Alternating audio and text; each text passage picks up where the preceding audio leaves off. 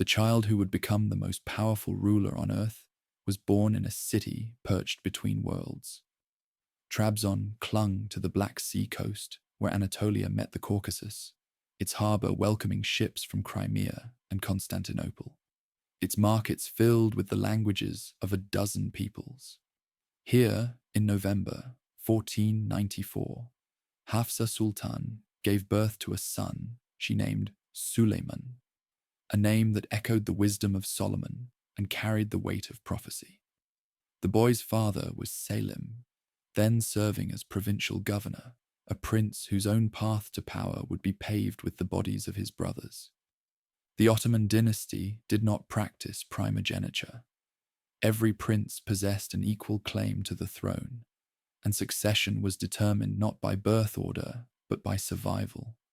Brothers killed brothers, uncles strangled nephews. The throne belonged to whichever prince could seize it first and eliminate all rivals before they eliminated him. This was not dysfunction, but design. The Ottomans believed that only the strongest and most capable should rule, and they were willing to pay the price in royal blood. Young Suleiman absorbed this reality before he could fully understand it. His grandfather, Bayezid II, sat on the throne in Constantinople, but the empire's future remained violently uncertain. Selim was one of several princes competing for position, his ambitions sharpening with each passing year. The boy grew up watching his father calculate, scheme, and prepare for a confrontation that everyone knew was coming. Trabzon provided an education that no palace tutor could replicate. The city's population included Turks and Greeks, Armenians and Georgians, Muslim scholars and Christian merchants.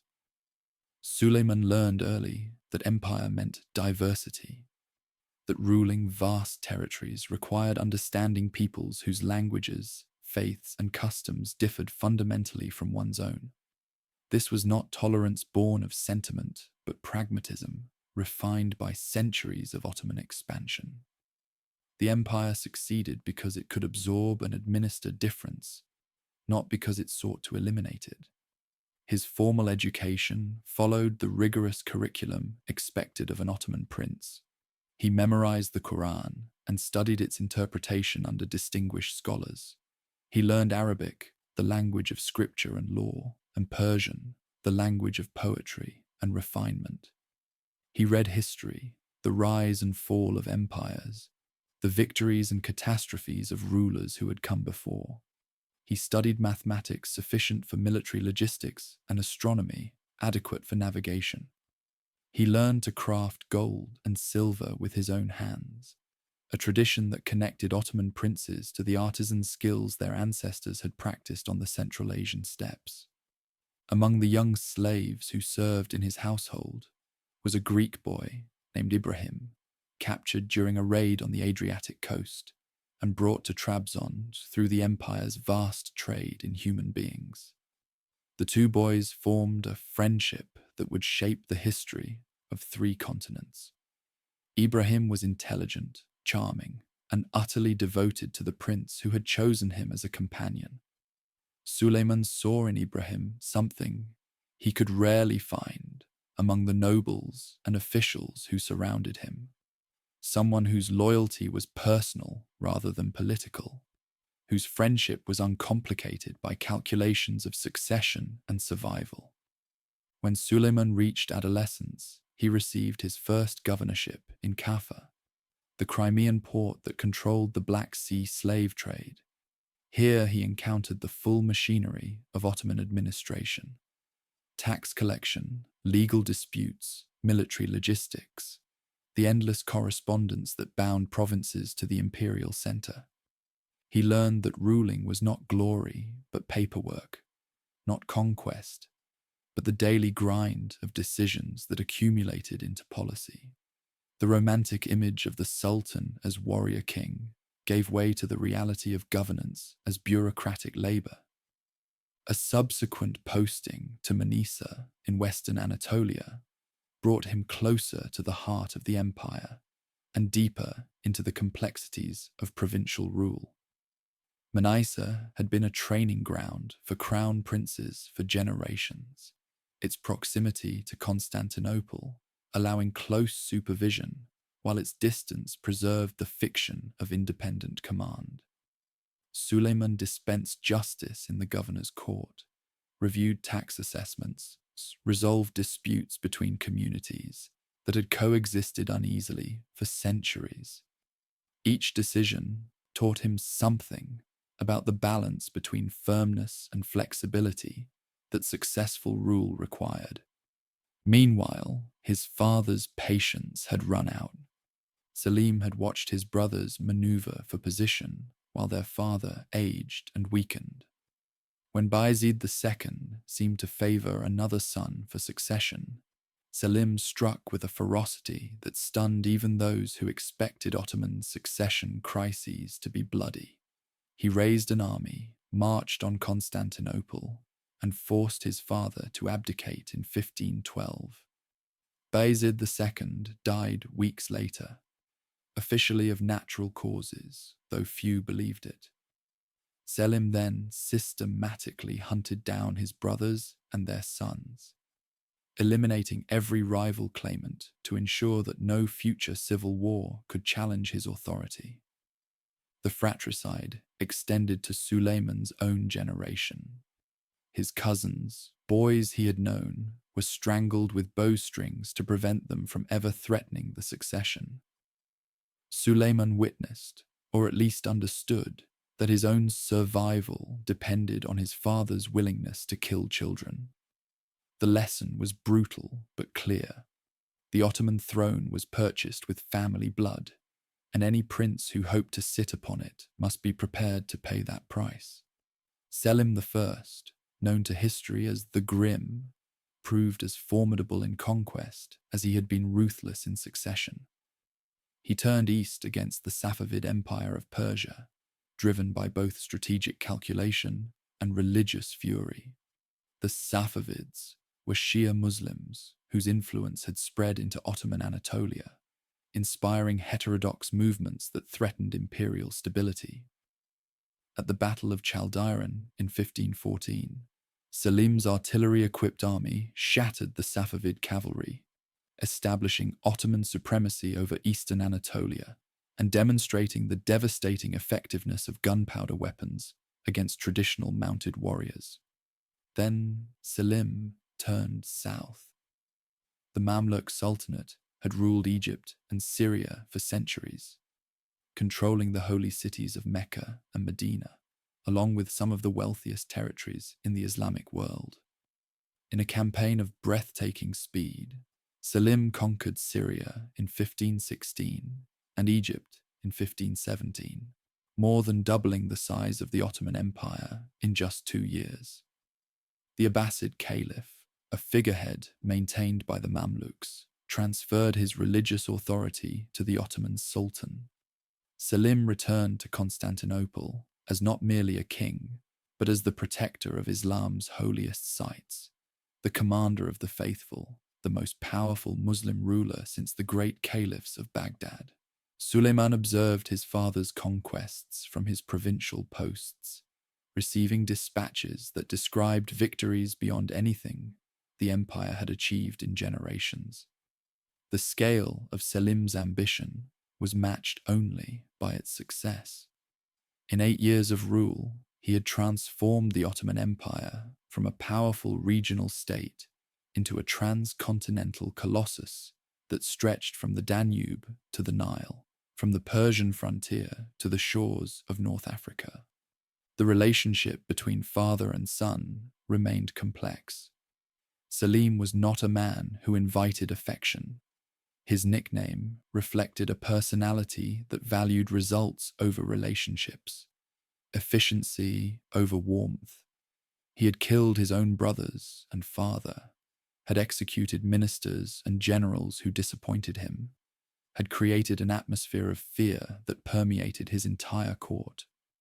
Suleiman respected his father's achievements while perhaps fearing the unpredictable violence that had made those achievements possible. Then, in September 1520, Selim the Grim died suddenly at the age of 49. The cause was likely cancer, though some whispered of plague contracted during his campaigns. He had reigned for only 8 years, yet he left behind an empire that dwarfed what he had inherited. He also left behind a single surviving son, Suleiman, now 25 years old, the only prince who remained alive to claim the throne. There would be no succession crisis. There would be no civil war. For the first time in generations, an Ottoman sultan inherited power without having to kill his brothers first, because his father had already killed them all. Suleiman rode toward Constantinople, carrying the weight of everything his father had built and everything his ancestors had sacrificed. He was young, untested in major warfare, known more for his administrative competence than his military prowess. The empire's generals and governors watched to see what kind of ruler this prince would become, whether he possessed his father's iron will, or whether he would prove a disappointment after a reign of such extraordinary conquest. The city that awaited him was the greatest in the world. Constantinople, which the Ottomans called Istanbul, had served as capital of empires for over 1,000 years, its walls having witnessed Roman emperors and Byzantine basileis before Ottoman sultans claimed its throne. The Hagia Sophia, converted from cathedral to mosque, dominated the skyline as a symbol of conquest transformed into permanence. The Topkapi Palace sprawled across the promontory where the Bosphorus met the Golden Horn, its courts and gardens housing the administration that governed territories spanning 3 continents. Suleiman entered this inheritance knowing that his father's conquests had created expectations he would be measured against for the rest of his reign. Selim had doubled the empire. What would his son do? The young sultan, who took his seat upon the Ottoman throne in 1520, had been shaped by violence he had witnessed but not committed, by education that had prepared him for rule, by friendships that would influence his reign, and by the knowledge that he alone had survived the brutal lottery of Ottoman succession.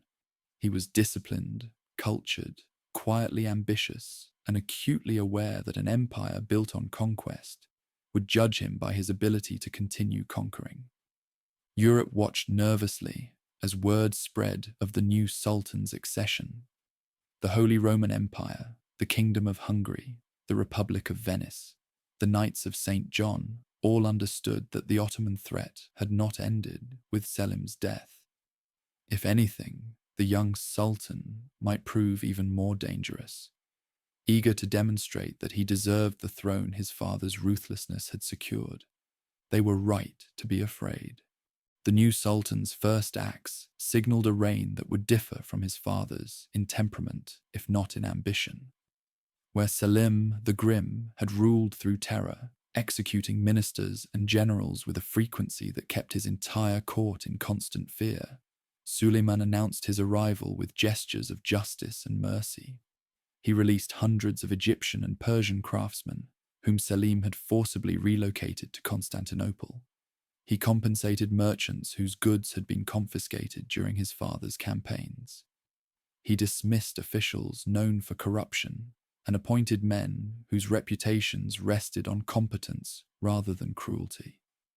These were not acts of weakness, but calculations of legitimacy. Suleiman understood that an empire held together solely by fear would fracture the moment that fear wavered. His father had conquered. Now the son must consolidate. The merchants and craftsmen he freed would spread word of a just ruler. The officials he appointed would owe their positions to his favor. The message traveled through bazaars and caravanserais across 3 continents. The new sultan was different. The new sultan could be trusted. Constantinople itself embodied the empire Suleiman had inherited. The city sprawled across the waters where Europe met Asia, its skyline punctuated by domes and minarets that testified to Ottoman permanence. The Golden Horn harbour sheltered fleets capable of dominating the Mediterranean. The imperial shipyards produced galleys at a pace no European power could match. Markets offered silks from China, spices from India, furs from Russia, and slaves from every shore the Ottoman reach could grasp. Scholars debated theology in madrasas, endowed by previous sultans, while poets composed verses in the coffeehouses that had become centers of intellectual life. The Topkapi Palace functioned as both residence and administrative center, its successive courtyards filtering access to the sultan through layers of ceremony and security. The outer court welcomed petitioners and ambassadors. The second court housed the imperial council, where the Grand Vizier and senior officials conducted the daily business of empire. The third court belonged to the sultan alone, its gardens and pavilions reserved for those granted the privilege of personal audience. And deeper still lay the harem, the private quarters where the sultan's mother, wives, concubines, and children lived in a world hidden from outside eyes. Suleiman's first test came not from European enemies, but from within his own domains. In 1521, the governor of Damascus, a man named Janberdi al-Ghazali, raised the standard of rebellion. He had served the Mamluks before their defeat, and now saw an opportunity in the transition between sultans. Perhaps this young and untested ruler could be challenged. Perhaps the speed of Salim's conquests had left structures too fragile to survive his death. The rebellion collapsed within months. Ottoman forces crushed al-Ghazali's army, and his head was sent to Constantinople as proof that the new sultan possessed the will to destroy those who defied him. The swiftness of the response demonstrated that Suleiman's mercy toward merchants and craftsmen did not extend to those who threatened imperial unity. He could be just, but he would not be weak. With internal challenges suppressed, Suleiman turned his attention to the frontiers where reputation was forged. His father had conquered eastward and southward. The son would prove himself by striking west into the heart of Christian Europe. The target he selected carried strategic and symbolic weight that every military mind in his empire understood: Belgrade. The fortress city controlled the confluence of the Sava and Danube rivers, the gateway through which any army must pass to reach the plains of Hungary and the lands beyond. Previous sultans had attempted to take Belgrade and failed. Mehmed the Conqueror, who had seized Constantinople itself, had been repulsed from its walls. The fortress represented unfinished business, a challenge that had defeated greater men than this young sultan who had never commanded a major campaign. Suleiman marched north in the spring of 1521 with an army of perhaps 100,000 men, the largest Ottoman force assembled since his father's Egyptian campaign. The logistics alone demonstrated imperial capacity. Feeding, supplying, and moving such a host across hundreds of miles of territory required administrative machinery that few states could match. The army that arrived before Belgrade's walls was not merely numerous, but organized. Its siege engineers and artillery specialists prepared for the systematic reduction of fortifications that had withstood assault for generations. The siege lasted less than 2 months. Ottoman guns pounded the walls, while miners tunneled beneath them, collapsing sections that defenders could not repair quickly enough. The Hungarian garrison fought with courage, but without hope of relief. Their king was young, and his kingdom divided, unable to mount the rescue that might have changed the outcome. On August 29th, 1521, Belgrade surrendered. The key to Central Europe now hung from Suleiman's belt. Word of the victory spread across Europe with the speed of fear. A sultan who had been dismissed as untested had accomplished what Mehmed the Conqueror could not. The implications were obvious to anyone who could read a map. Hungary lay open to invasion, and beyond, Hungary stretched the Habsburg lands, the German principalities, the wealthy cities of Italy. The young sultan had announced his intentions in the only language that Christian Europe fully understood. But Suleiman was not finished demonstrating his capabilities. While Belgrade secured his European flank, another fortress mocked Ottoman pretensions to Mediterranean supremacy. The island of Rhodes, positioned between Constantinople and Egypt, had been held for 2 centuries by the Knights of St. John, crusader warriors who had transformed their rocky domain into a base for piracy against Muslim shipping. Every vessel traveling between the empire's Anatolian and African territories risked interception by these Christian raiders. Rhodes was a dagger pointed at Ottoman communications, and Suleiman intended to remove it. The siege of Rhodes began in July 1522 and would prove far more grueling than Belgrade. The knights had spent generations fortifying their island, constructing walls designed to withstand the most powerful artillery of the age. They possessed supplies sufficient for extended resistance and the fanatical determination of men who believed they were defending Christendom itself. Their Grand Master, Philippe Villiers de l'Isle-Adam, commanded perhaps 7,000 defenders against an Ottoman force that may have exceeded 100,000. Month after month, the siege ground forward. Ottoman miners tunneled toward the walls, while the knights countermined, the 2 sides fighting underground battles in passages so narrow that men could barely swing their weapons. Assaults that cost thousands of lives gained yards of rubble. Disease swept through the Ottoman camps, killing soldiers who would never see the walls they had come to conquer. Suleiman himself remained with his army throughout the ordeal, sharing the hardships of a siege that tested the limits of his soldiers' endurance. By December, both sides were exhausted. The knights' walls had been breached in multiple places, their garrison reduced to a fraction of its original strength, their ammunition nearly spent. But the Ottoman army had suffered terribly as well, its casualties mounting toward figures that would have been unacceptable in any less symbolic contest. Suleiman offered terms. The knights could depart with their weapons, their honor, and their lives. They would surrender the island, but would not be slaughtered. Grand Master Villiers de l'Isle-Adam accepted. On January 1st, 1523, the Knights of St. John sailed away from the island they had held for 200 years, relocating eventually to Malta, where they would face the Ottomans again. Suleiman reportedly watched their departure with respect, observing that it saddened him to force such a brave old man from his home. The chivalric gesture enhanced his reputation, even as the conquest secured Ottoman control over the eastern Mediterranean. In 2 years, the young sultan had achieved what his predecessors could not. Belgrade and Rhodes, the 2 fortresses that had defined the limits of Ottoman expansion, had both fallen to his armies.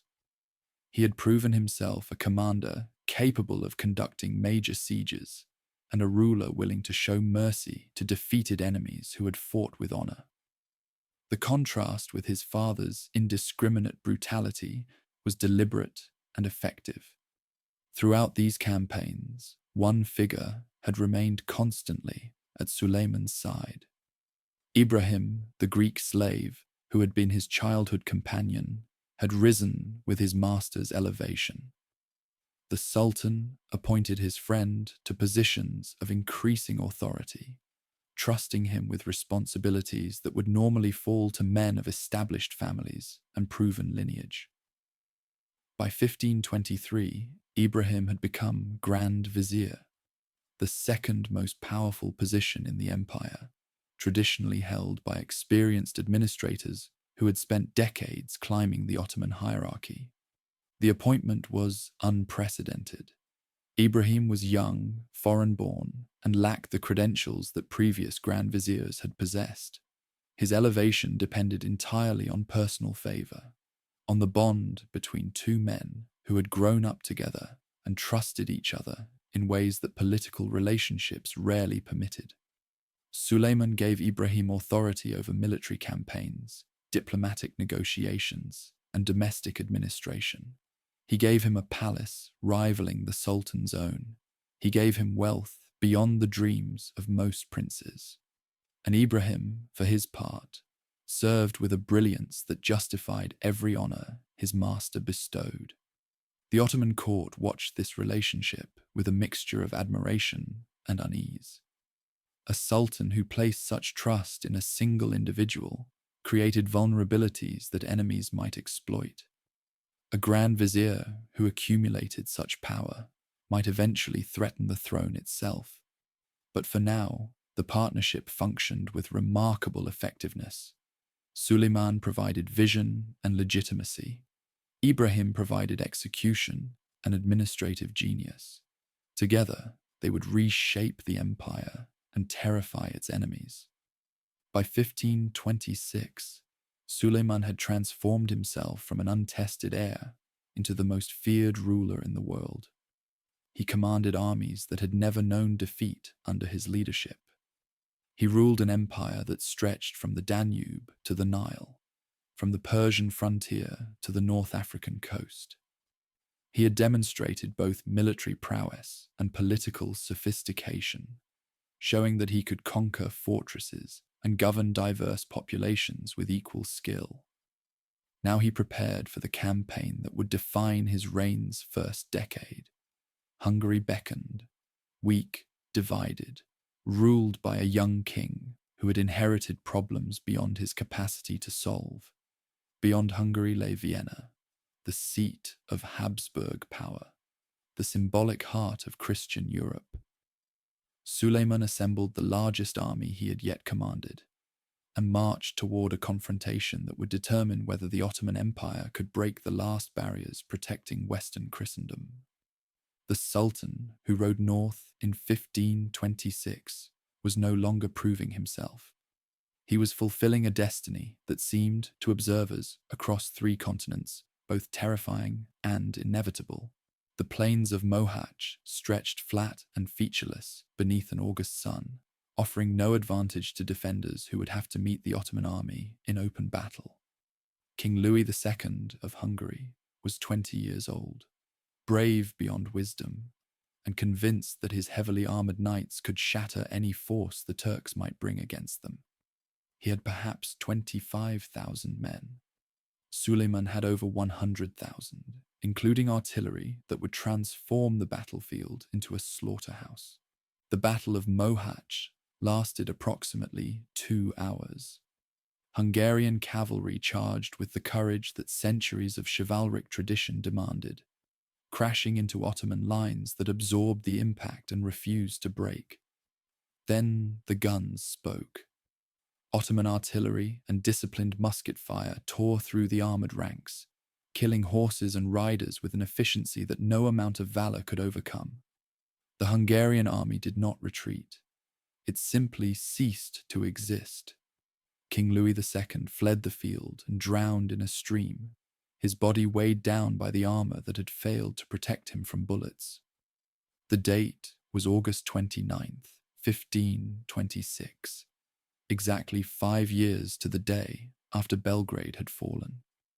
Suleiman had conquered the key to Hungary on an anniversary that seemed designed by Providence itself.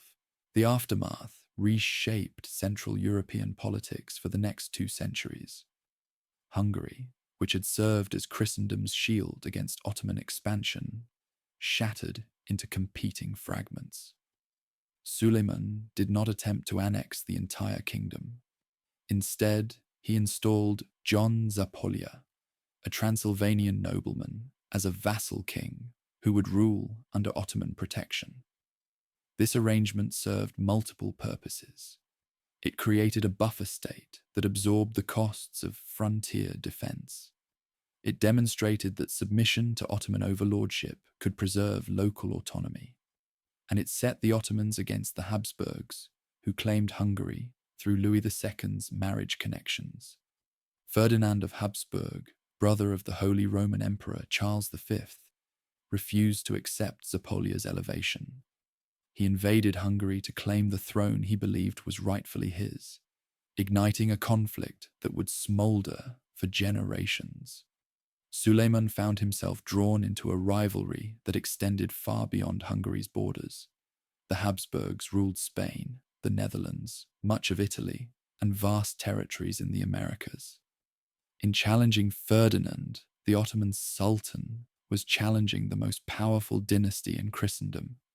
The challenge required a response that would demonstrate the limits of Habsburg reach. In 1529, Suleiman assembled an army of over 120,000 men and marched toward a target that would send shockwaves through every court in Europe: Vienna. The Habsburg capital had never faced a serious Ottoman threat, protected by distance by the buffer states that previous generations had maintained, by the assumption that Turkish ambitions had natural limits. Vienna had grown complacent behind walls that suddenly seemed inadequate. Ferdinand fled before the Ottoman advance, leaving the defense to a garrison of perhaps 16,000 soldiers and whatever civilians could be pressed into service. The siege began in late September, already dangerously late in the campaigning season.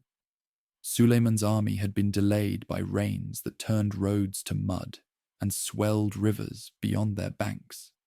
Supplies that should have arrived weeks earlier struggled through conditions that exhausted men and animals alike. By the time Ottoman guns began bombarding Vienna's walls, autumn was fading toward winter. The defenders held with a determination born of desperation. They knew that the fall of Vienna would open Germany itself to Ottoman invasion, that the consequences of failure extended far beyond their own lives. They repulsed assault after assault, plugging breaches faster than Ottoman engineers could create them, fighting with the energy that comes only when surrender means annihilation. After 3 weeks, Suleiman recognized that the campaign had failed.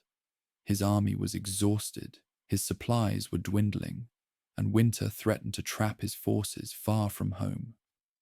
On October 14th, 1529, he ordered the retreat. The Ottoman army withdrew eastward, having demonstrated its ability to reach the heart of Europe, but having failed to deliver the decisive blow that would have transformed the continent's political landscape. Vienna survived, and with it survived the myth of European invincibility against Ottoman expansion. The Sultan had been turned back, not defeated in battle, but forced to retreat by weather, logistics, and the stubborn courage of defenders who refused to break. The failure would haunt Suleiman for years, a reminder that even the greatest military power faced limits imposed by geography and climate. Yet the setback at Vienna did not diminish Ottoman dominance. It merely redirected it. If the empire could not expand indefinitely into Central Europe, it could consolidate its grip on the Mediterranean and project power along sea routes that connected 3 continents. The instrument of this naval transformation was a man whose name would become synonymous with Ottoman maritime supremacy: Hayreddin Barbarossa. Born on the island of Lesbos to a Turkish father and Greek mother, Hayreddin had spent decades building a pirate empire along the North African coast. He and his brother had carved out territories in Algeria, raiding Christian shipping with a ferocity that made the Western Mediterranean unsafe for any vessel flying across. When Suleiman offered him command of the imperial fleet, Hayreddin accepted the opportunity to transform freelance piracy into state-sponsored naval warfare. The results exceeded expectations. Hayreddin rebuilt the Ottoman navy from a coastal defense force into a fleet capable of challenging any power in the Mediterranean. He established dockyards that could produce warships at unprecedented rates. He trained crews in tactics that combined traditional ramming and boarding with innovative uses of naval artillery. By the mid-1530s, the Mediterranean had effectively become an Ottoman lake. its trade routes subject to the Sultan's pleasure. The naval transformation enabled an alliance that shocked Christian Europe to its foundations. Francis I of France, locked in a bitter rivalry with the Habsburgs, recognized that he could not defeat Charles V without help. The Ottoman Empire offered the only counterweight capable of threatening Habsburg dominance on multiple fronts. In 1536, France and the Ottoman Empire concluded a formal alliance, a Christian king joining hands with the Muslim sultan against their common Catholic enemies. The Franco-Ottoman alliance was unprecedented in its explicit cooperation between faiths that had been warring for centuries. French and Ottoman diplomats coordinated military campaigns. French ports welcomed Ottoman fleets. French merchants received trading privileges throughout the Sultan's domains. The arrangement horrified traditionalists who believed that Christian solidarity should transcend political calculation. But Francis I had decided that defeating the Habsburgs mattered more than maintaining religious boundaries. While European diplomacy realigned around Ottoman power, Suleiman turned east to settle unfinished business with Persia. The Safavid Empire had recovered from Salem, the first devastating victory at Chaldiran, and its influence continued to threaten Ottoman interests along the eastern frontier. Religious conflict intensified the strategic rivalry. The Safavids were Shia Muslims who actively promoted heterodox movements within Ottoman territories, challenging the Sultan's authority as defender of Sunni orthodoxy. In 1534, Suleiman led his armies into Iraq, capturing the city of Baghdad without significant resistance. The Safavid governor fled rather than face the Ottoman host, abandoning one of Islam's most historic cities to a ruler who understood its symbolic importance. Baghdad had been the seat of the Abbasid caliphs, the center of Islamic civilization during its golden age. By taking the city, Suleiman reinforced his claim to leadership of the Muslim world, while securing rich territories that would strengthen his eastern frontier. The campaign also brought the holy cities of Shia Islam, Najaf and Karbala, under Ottoman control. Suleiman treated these sites with respect, funding their maintenance and permitting Shia pilgrimage even as he suppressed Shia political influence. The gesture reflected his understanding that religious diversity within the empire required management rather than elimination. Shia Muslims who could worship at their holiest shrines would be less likely to support Safavid aggression than those who felt persecuted by their Ottoman rulers. By 1535, Suleiman had achieved what no Ottoman sultan before him had managed: simultaneous dominance over Central Europe, the Mediterranean, and the Middle East. His armies had reached the gates of Vienna. His fleets commanded the sea lanes from Algeria to Egypt. His territories stretched from Budapest to Baghdad, encompassing peoples of every faith and language, governed by a system that balanced central authority with local autonomy. 3 continents acknowledged his power, and the monarchs of Europe had been forced to treat with him as an equal, or as a superior. Ibrahim had been beside him through all of it, commanding armies in Hungary, negotiating treaties with European ambassadors, managing the administrative machinery that made such vast enterprises possible. The Grand Vizier's power had grown with each success until he seemed almost a co-ruler, a partner whose influence rivaled the Sultan's own. It was a dangerous position for any man to occupy. Suleiman's empire had been built by rulers who tolerated no rivals, who eliminated threats before they could mature into challenges. Ibrahim had risen higher than any slave-born official in Ottoman history, had accumulated wealth and authority that would have seemed impossible for someone of his origins. The court watched and waited, understanding that such elevation rarely ended peacefully, but that reckoning lay in the future.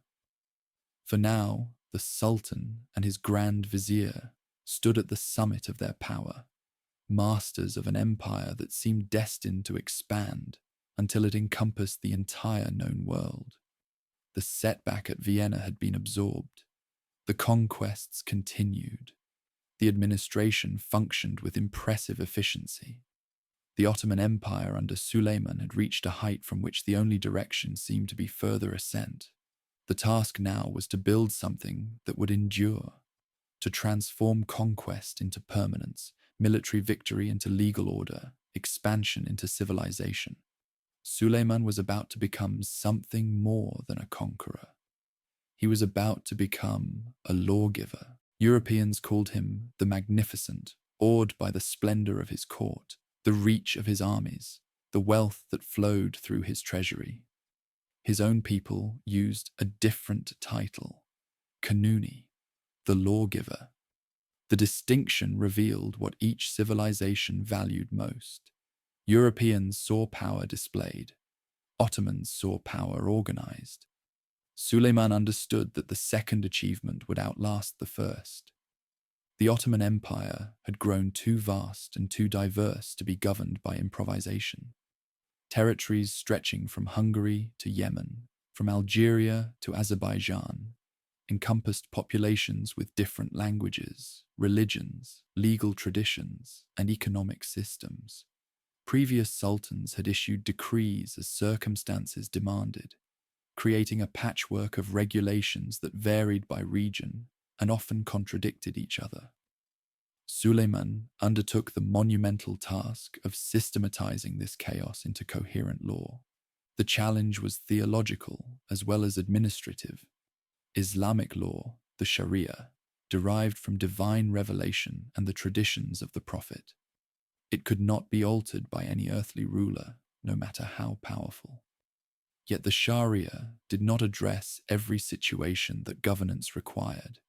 Tax rates, military obligations, criminal penalties for offenses unknown in 7th century Arabia, commercial regulations for an empire that traded with 3 continents. These matters fell under the Sultan's authority to create secular law, the Qanun, which would supplement rather than replace religious jurisprudence. Suleiman gathered scholars, judges, and administrators to compile and harmonize existing regulations while filling gaps that previous legislation had left open. The resulting legal codes covered nearly every aspect of Ottoman life. Criminal law specified punishments calibrated to the offense and the offender's status. Tax law established rates and collection methods that balanced revenue needs against the capacity of subjects to pay. Military law defined the obligations of different classes, who must serve, for how long, with what equipment. Land law clarified the complex arrangements governing agricultural property, distinguishing between state lands, private holdings, and religious endowments. The codes protected subjects from arbitrary treatment by officials. A provincial governor could not simply invent punishments or demand payments beyond what the law prescribed. Judges applied written standards rather than personal whims. The predictability that resulted encouraged commerce, investment, and the long-term planning that economic development required. Merchants who knew what taxes they would pay could calculate their profits. Farmers who understood their obligations could plan their harvests. The law became a framework within which millions of people organized their lives. Religious minorities received particular attention. The millet system, which Suleiman refined and extended, granted substantial autonomy to non-Muslim communities. Christians and Jews could govern their internal affairs according to their own religious laws, administered by their own clergy.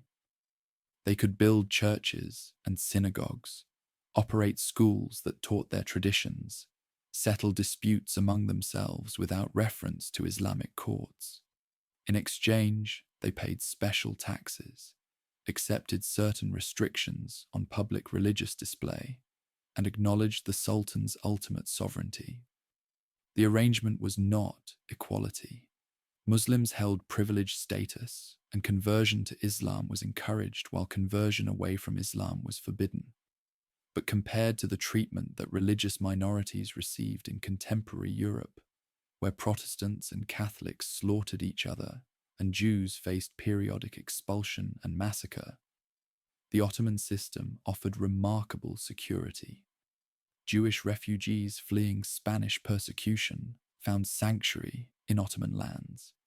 Greek Orthodox Christians preserved their faith under sultans who had no interest in forcing conversion. The empire's diversity became a source of strength rather than instability. Justice required architecture as well as legislation. Courts needed buildings where judges could hear cases with appropriate dignity. Schools needed facilities where scholars could train the administrators who would implement the law. Mosques needed spaces where communities could gather for prayer and instruction. Suleiman embarked on a building program that would physically transform his empire, creating monuments that proclaimed Ottoman permanence in stone and tile.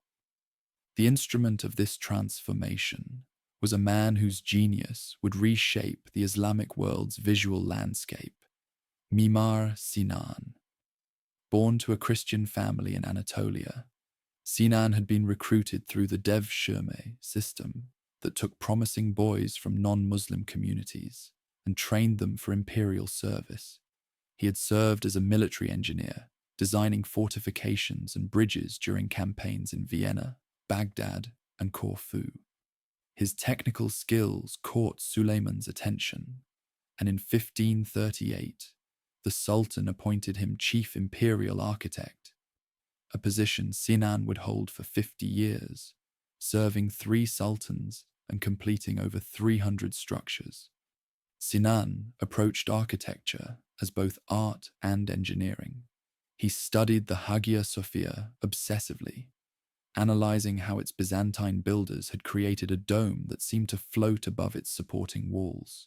He experimented with structural innovations that distributed weight more efficiently, allowing larger spans and more dramatic interior spaces. He developed a vocabulary of forms, cascading domes, slender minarets, vast courtyards that would define Ottoman architecture for centuries. His masterpiece, built for Suleiman between 1550 and 1557, was the Suleymaniye Mosque. Situated on one of Constantinople's 7 hills, the complex dominated the city's skyline with a central dome that rivaled the Hagia Sophia in scale, while surpassing it in technical sophistication.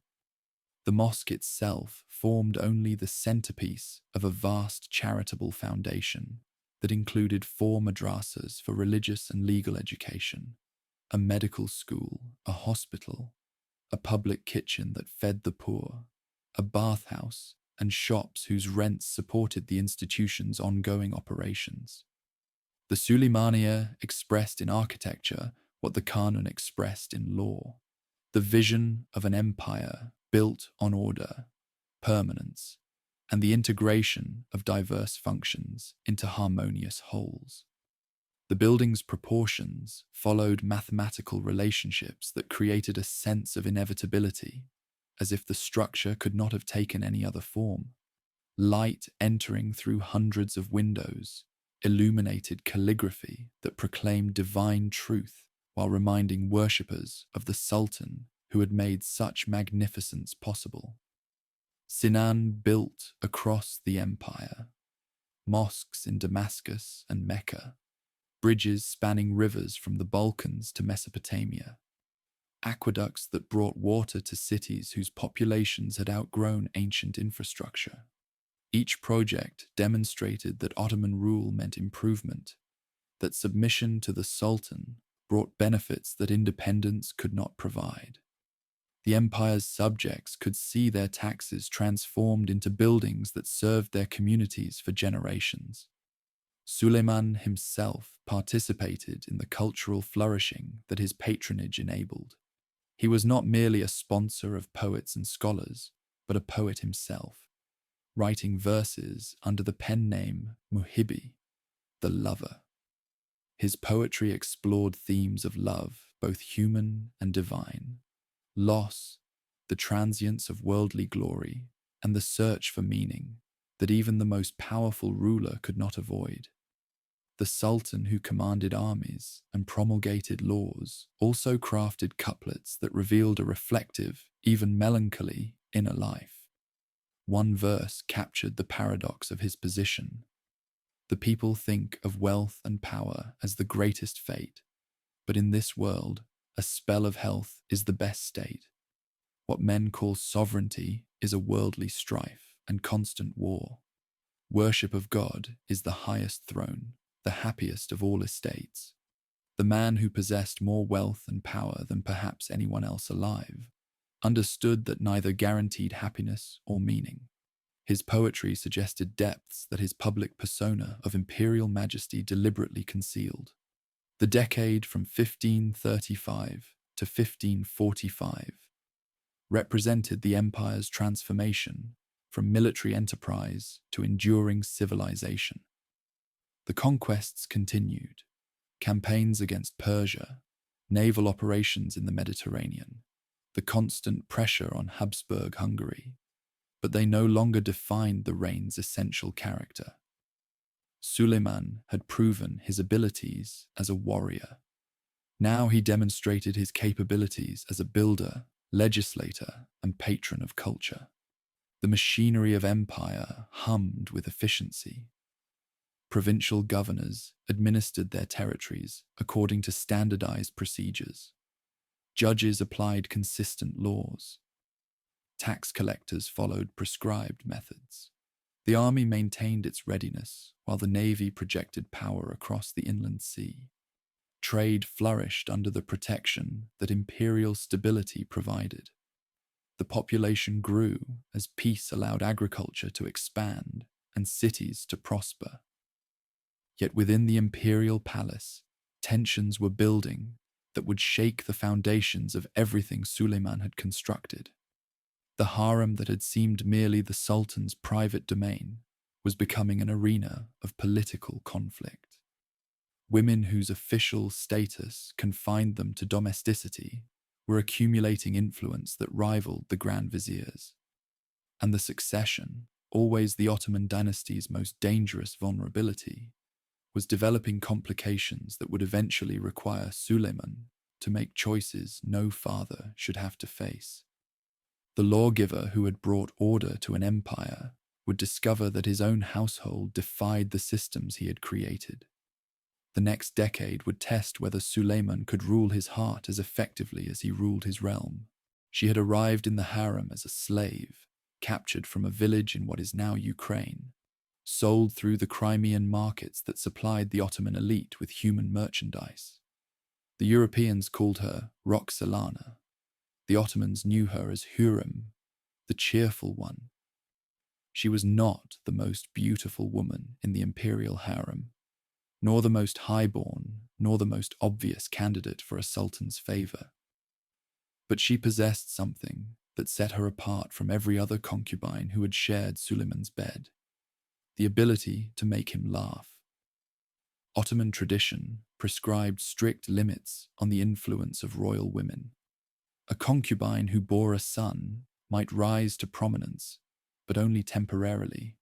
Her role was to produce heirs, not to participate in governance. Sultans did not marry their concubines. The women of the harem remained slaves, however exalted their positions.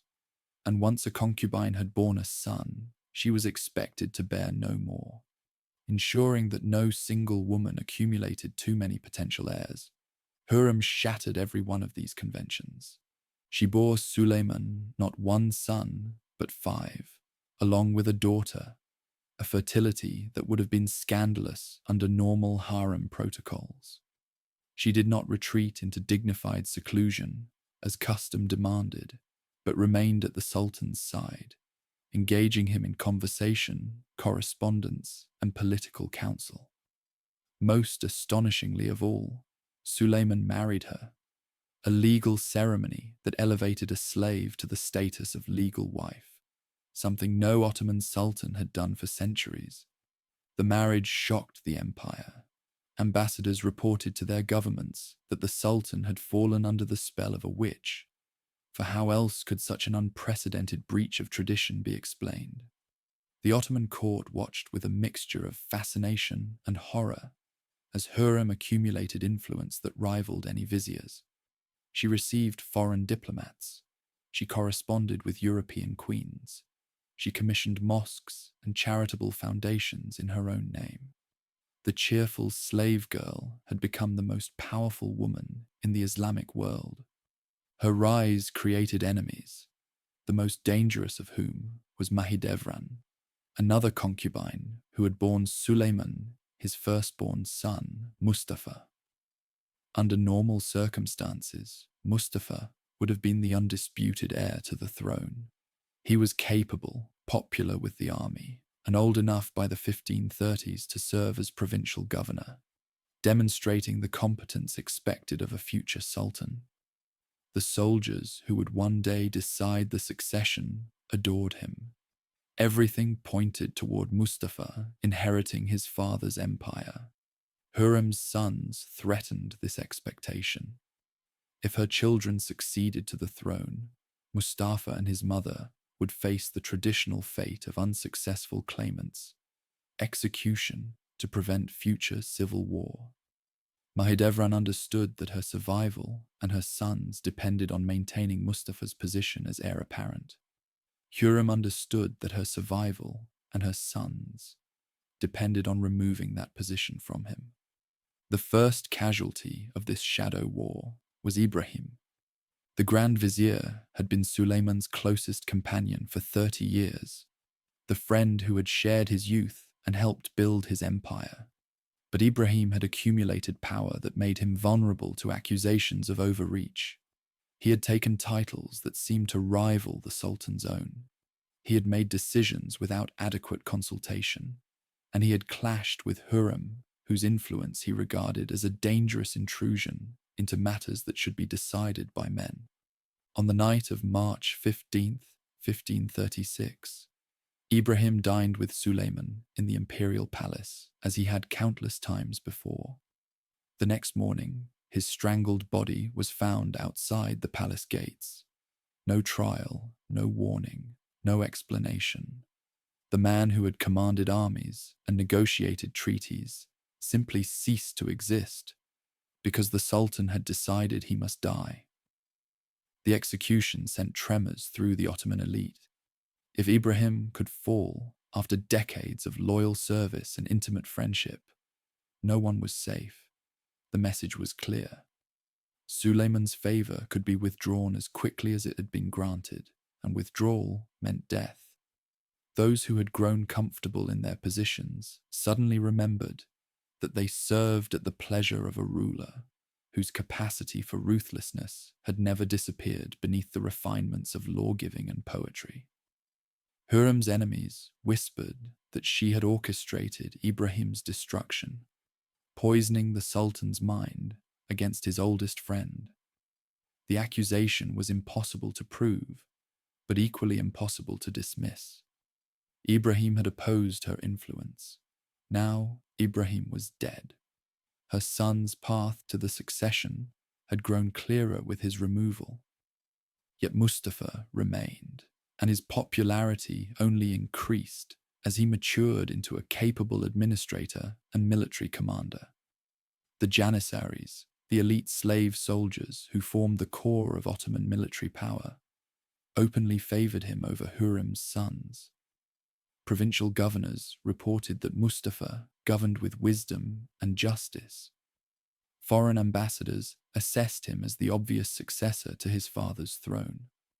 The more successful he became, the greater the threat he posed to Hürrem's children.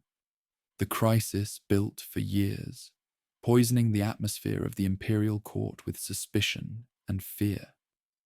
Suleiman received reports, some true, some fabricated, most impossible to verify, that Mustafa was plotting to seize the throne before his father's natural death. The prince was too popular, the reports suggested.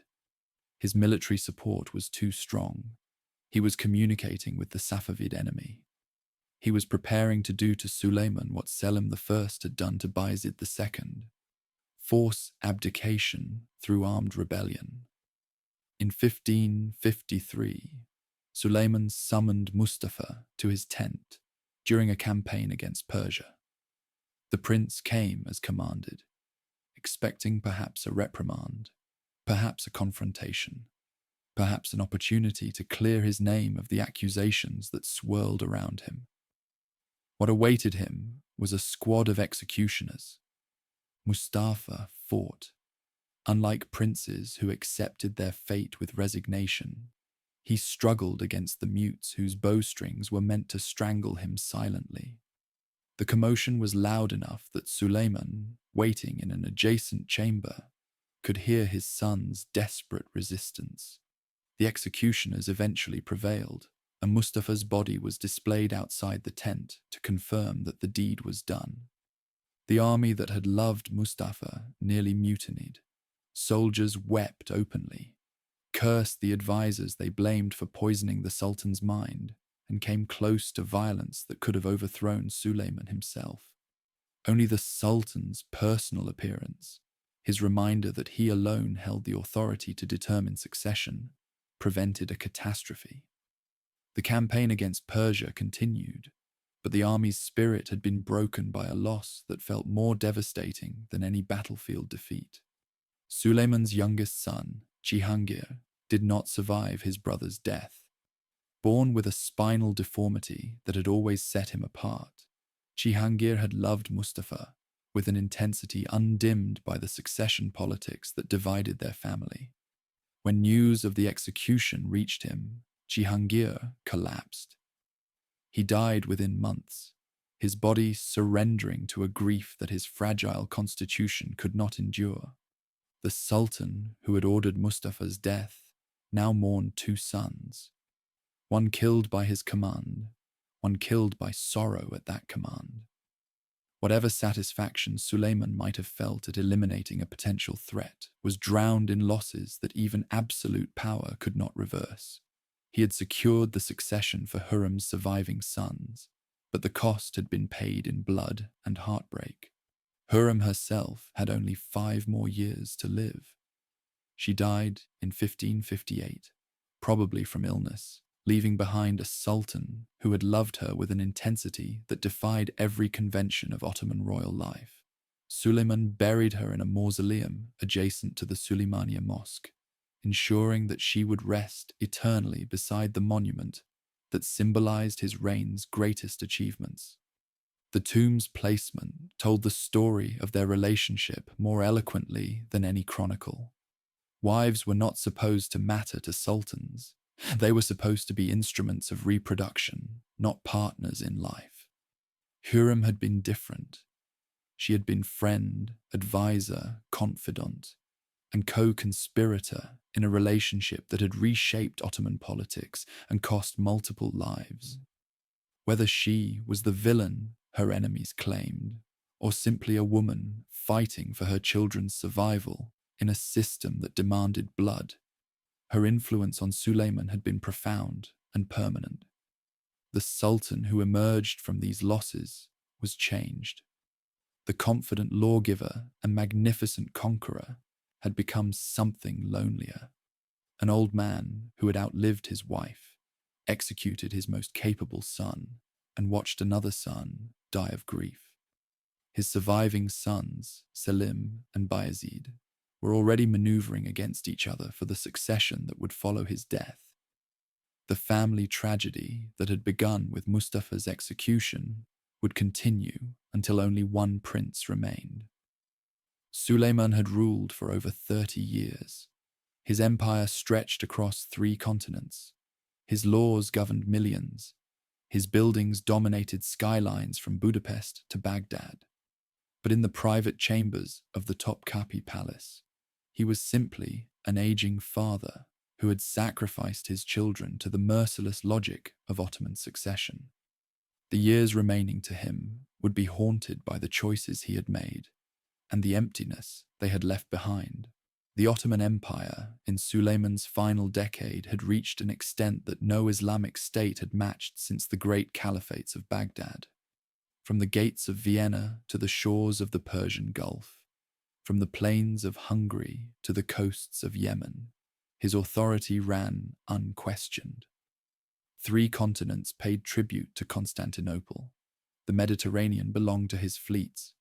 The holy cities of Mecca, Medina, and Jerusalem acknowledged him as protector. By any measure that contemporaries could apply, this was the most powerful empire on earth. Yet the man who ruled it had become a ghost in his own palace. Suleiman was in his 60s now, an age that few Ottoman sultans had reached. Gout tormented his legs, making movement painful and military campaigning an ordeal. His eyesight had weakened. His once vigorous frame had grown gaunt with age and grief. The sultan, who had ridden at the head of his armies, from Belgrade to Baghdad, now required assistance to mount a horse, and even then could endure only limited hours in the saddle. The court that surrounded him had been depleted by decades of death and exile. Ibrahim was long dead, strangled on Suleiman's orders. Hurrem had followed, claimed by illness. Mustafa had been executed. Cihangir had died of sorrow, and the companions of his youth had one by one departed for graves scattered across 3 continents. The Sultan increasingly withdrew into private chambers, where he composed poetry and pondered the transience that even supreme power could not overcome. His verses from these years ached with losses that no victory could redeem. "Everyone has gone from this assembly, this gathering of joy," he wrote. "Death has taken them, all those who were here, from this world of grief." The pen name Muhibbi, the lover, now seemed less a celebration of passion than an epitaph for everything he had loved and lost. His poetry circulated through the empire, admired for its craft, but those who read closely could detect the despair beneath the elegant couplets. The succession remained unsettled, and its resolution would require one more fratricide. Selim and Bayezid, Hurrem's surviving sons, had been maneuvering against each other since their mother's death, removed the one person who might have mediated between them. Bayezid was the more capable, intelligent, energetic, popular with those who had admired Mustafa and saw in him a similar promise. Selim was weaker, more inclined to pleasure than governance, but he possessed the crucial advantage of his father's favor. Open conflict erupted in 1559. Bayezid raised an army against his brother, forcing their father to choose between them. Suleiman chose Selim, whether from genuine preference, from manipulation by court factions, or from simple exhaustion with sons who could not stop fighting, the chronicles do not make clear. The Sultan provided troops to support Selim, and Bayezid's rebellion was crushed at the Battle of Konya in 1561. Bayezid fled east with his sons, seeking sanctuary with the Safavid Shah, who was always eager to harbour Ottoman dissidents. For 2 years, he lived in Persian exile, while negotiations proceeded between Constantinople and the Safavid court. The outcome was never truly in doubt. Suleiman offered gold. The Shah accepted. In 1561, Persian executioners strangled Bayezid and his 4 sons, sending their bodies back to Ottoman territory as proof that the deed was done. The Sultan who received those bodies had now outlived all but one of his sons. The succession was finally secure. Selim would inherit without rivals, but the price had been 5 more deaths added to the toll that Ottoman tradition demanded. Suleiman had killed or caused the deaths of children and grandchildren to preserve the system that had elevated him. Whether he felt this as tragedy or simply as necessity, he confided to no one who left records. The empire continued functioning with impressive efficiency despite its ruler's withdrawal. The administrative machinery that Suleiman had spent decades perfecting required less personal intervention than the conquests of his youth had demanded. Provincial governors managed their territories according to established procedures. Judges applied the Kanun without needing imperial guidance for routine cases. Tax revenues flowed into Constantinople through channels that bureaucrats maintained regardless of the Sultan's health or mood. Yet challenges continued to arise that required response. In 1565, the Knights of St. John, the same crusader order that Suleiman had expelled from Rhodes 4 decades earlier, had established themselves on Malta and resumed their raids against Ottoman shipping. The island fortress threatened communications between Constantinople and the North African provinces, a strategic nuisance that had grown intolerable. Suleiman ordered an invasion that he expected would repeat his success at Rhodes. The Great Siege of Malta became instead one of the Ottoman Empire's most humiliating defeats. The knights, numbering only a few hundred, held their fortifications against an Ottoman force of perhaps 30,000 for nearly 4 months. Assault after assault broke against walls defended with a ferocity that surpassed even Rhodes. The summer heat killed Ottoman soldiers faster than Christian weapons. Disease swept through the besieging camps. By September, a relief force from Sicily threatened to trap the Ottoman army between the garrison and a fresh enemy. The Ottomans withdrew, having lost perhaps a quarter of their force without taking the island. The defeat shocked observers who had grown accustomed to Ottoman invincibility. If Malta could resist, what else might prove beyond the empire's reach? The myth of unstoppable expansion, already dented by the retreat from Vienna, suffered another blow that enemies would remember and exploit. Suleiman received news of the disaster in Constantinople and resolved that the failure would not define his reign's conclusion. He was 71 years old, barely able to walk, commanding an empire that had just suffered its worst military setback in decades, and he decided to lead one more campaign in person. The target was Hungary, where Habsburg forces had been pressing against Ottoman positions with increasing success. The fortress of Sigetvar, held by a Croatian nobleman named Nikola Zrinji, had become a base for raids into Ottoman territory. Its reduction would restore momentum to the Hungarian frontier and demonstrate that the Sultan's capacity for warfare had not disappeared with his youth. Suleiman's advisors urged him to remain in Constantinople. The journey was long, the terrain difficult, and his health was visibly failing. A sultan need not command every campaign in person. Capable generals could take Sigetvar without risking the imperial presence. But Suleiman insisted. Perhaps he wanted to die, as his ancestors had died, leading armies rather than fading in palace chambers. Perhaps he could not bear another season of isolation and grief. Perhaps he simply needed to prove to his enemies, to his subjects, to himself, that he was still the Sultan who had taken Belgrade and Rhodes and Baghdad. In the spring of 1566, Suleiman departed Constantinople at the head of an army that may have numbered 100,000 men. The campaign would be his 13th major military expedition, undertaken nearly half a century after he had first marched to war as a young sultan eager to prove himself. The distance between that ambitious youth and this ailing old man measured not just years, but a transformation so complete that they seemed like different people inhabiting the same title. The army moved slowly, accommodating a sultan who could no longer endure forced marches. Suleiman travelled in a carriage rather than on horseback, his condition carefully concealed from soldiers who needed to believe their commander remained capable of leading them to victory.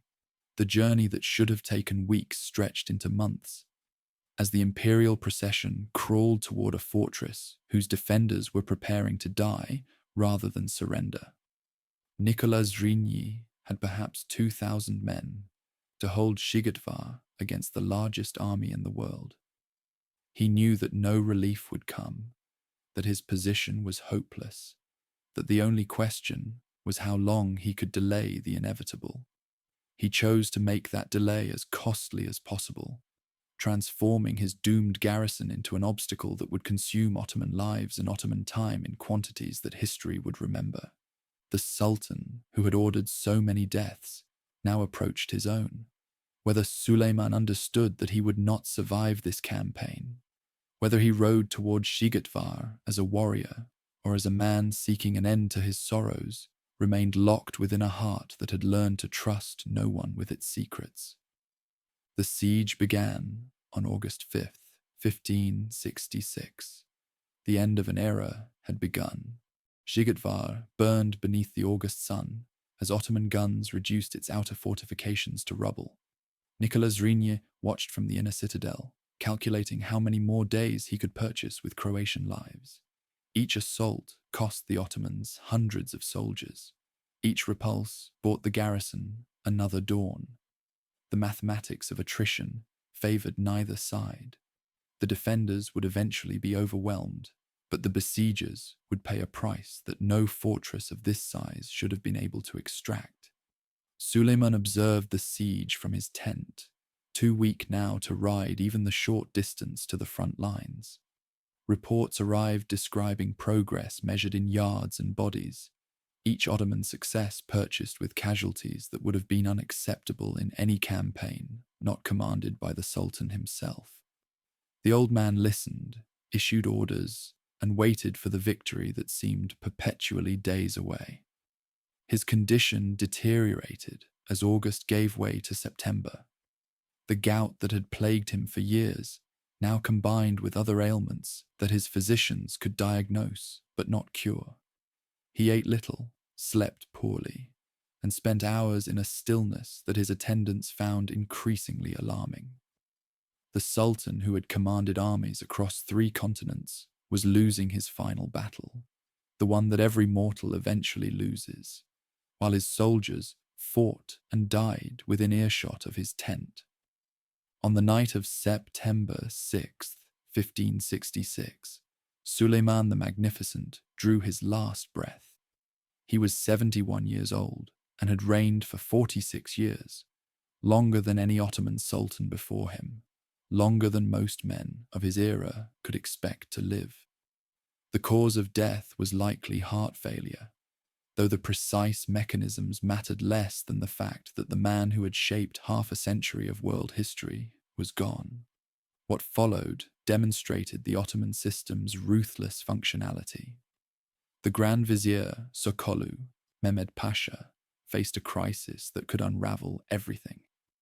The Sultan was dead, the heir was hundreds of miles away in Constantinople, and the army was engaged in a siege whose failure could spark unrest throughout the empire. If news of Suleiman's death spread before the succession was secured, the consequences could be catastrophic. Sokolu chose deception. He concealed the Sultan's death from everyone except the innermost circle of attendants, maintaining the fiction that Suleiman remained alive, but too ill to appear publicly. Orders continued to issue from the imperial tent bearing the Sultan's seal. Officers reported to the tent's entrance and received responses they believed came from within. The siege continued as if nothing had changed. Messengers raced toward Constantinople, carrying news that could not wait. Selim, the surviving son whose path to the throne had been cleared by his brother's deaths, learned of his father's passing and began his own journey toward the army. The timing was critical.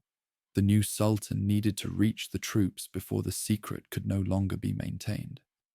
Inside Shigatvar, Zrinji had reached the end of his resources. The outer walls had fallen, the inner fortifications were crumbling, and his garrison had been reduced to a few hundred men capable of fighting.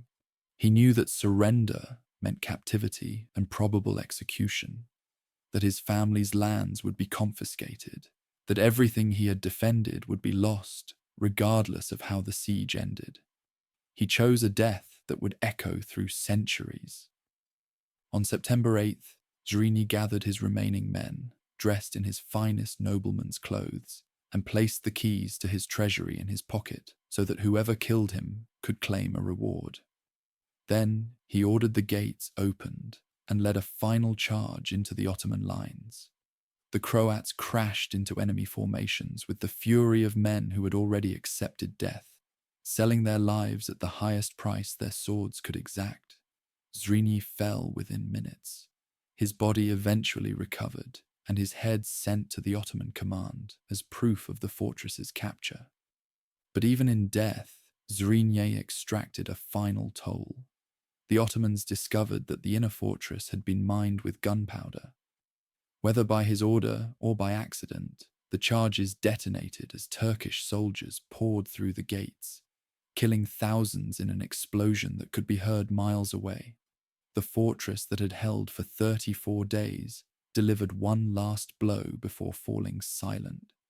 Sightvar belonged to the Ottomans, but the victory felt hollow. The army had suffered casualties disproportionate to any strategic value the fortress possessed. The campaign that was supposed to restore momentum to the Hungarian frontier had instead demonstrated the limits of Ottoman power against determined resistance. And the Sultan, in whose name these sacrifices had been made, was already dead, his body being prepared for the long journey home. Suleiman's corpse presented a practical problem.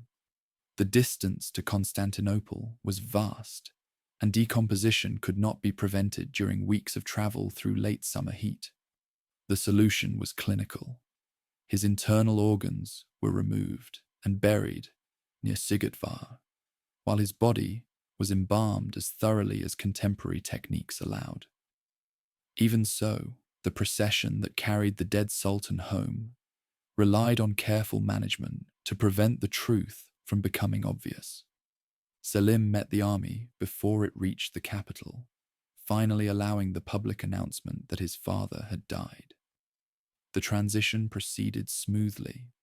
The preparation had been thorough. The potential rivals had all been eliminated years earlier, and the administrative apparatus continued functioning regardless of who occupied the throne. The empire that Suleiman had built proved capable of surviving his death, at least in the short term. They buried him in a mausoleum beside the Suleimaniye Mosque, next to the tomb of Hurrem. In death, the Sultan and the slave girl who had become his wife would rest together for eternity, their monuments overlooking the city they had helped make magnificent. The mosque's domes and minarets proclaimed the glory of an empire at its height. The tombs within proclaimed the mortality of those who had ruled it. The reign that ended at Sightvar had transformed the world. Suleiman had inherited an empire already powerful and had made it dominant. His conquests had extended Ottoman territory to its greatest extent, over 1 million square miles, perhaps 25 million subjects, revenues that dwarfed any European state. His laws had created frameworks of governance that would endure for centuries. His patronage had produced artistic and architectural achievements that still define the Ottoman aesthetic. His reign had elevated the empire from regional power to global superpower, a civilization whose influence shaped everything, from European diplomacy to Asian trade routes. The title that his own people gave him, Kanuni, the Lawgiver, captured what they valued most, not the magnificence that dazzled foreign observers, but the order that allowed millions of people to live their lives with reasonable predictability. The legal codes Suleiman compiled remained in effect until the 19th century. The administrative structures he refined governed the empire until its dissolution in 1922. The architectural vocabulary Sinan developed under his patronage continued to influence Ottoman building for 400 years. But there was another legacy, darker and more ambiguous. The methods that had secured Suleiman's succession, the execution of capable sons, the elimination of potential rivals, the concentration of power in a single fragile life, had also weakened the dynasty's future. Selim II, who inherited the throne, was known more for his appreciation of wine than for his capacity for governance. The generations that followed would include competent sultans and disastrous ones, but the pattern had been set. The Ottoman system consumed its most capable princes to prevent civil war, often leaving mediocrities to inherit what giants had built. Historians would later debate whether the empire's decline began with Suleiman's death or merely became visible afterward. The question perhaps misses the point. No empire expands forever. No golden age persists indefinitely.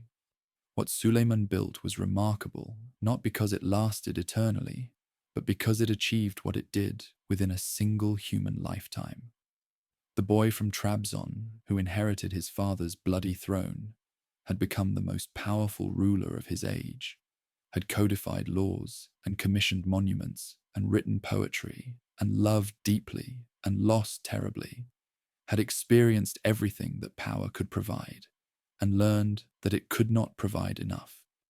His poetry, written under the name Muhibbi, preserved the inner life that his public magnificence concealed. "I am the Sultan of sultans, the sovereign of sovereigns," read one verse, "the distributor of crowns to the monarchs of the globe."